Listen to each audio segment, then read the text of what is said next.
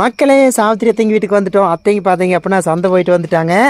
பெத்தி கூட சந்தை போயிட்டு வந்துருக்குறாங்க. பாருங்க வந்ததுமே எங்கள் மாமா வந்தாச்சு. நாயும் பேசுறதுக்கு மாமா அங்கே இருக்காரு, பாப்பா இங்கே இருக்காங்க. அத்தை என்னென்ன சந்தை பொருள் இன்னைக்கு வாங்கிட்டு வந்தீங்க?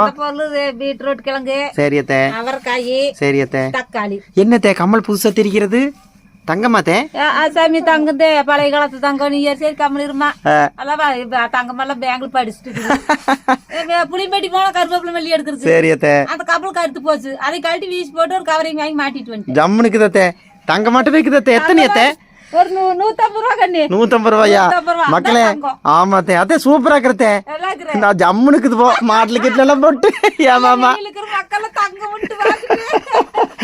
இல்லையத்த போ தங்கம் எனக்கு அவரைங்க என்னத்த இருக்கிறது போட்டு போக வேண்டியதானோ. கருத்து போச்சு கீழே கொடையாட்டு கவுந்துருது. பாத்தியில கம்மல் கழுதுதா கழுதுதாக்கா கழுதுதாக்கா இது தொட்டு பார்த்து கீழே கூப்பர் கவுந்தது கழட்டி வீசி போட்டு ஒரு 150 ரூபா கொடுத்தோன்னு வாங்கி மாட்டி ஜோரத்தை ஜோரத்தை. சரி அத்தை பாரு பாய்.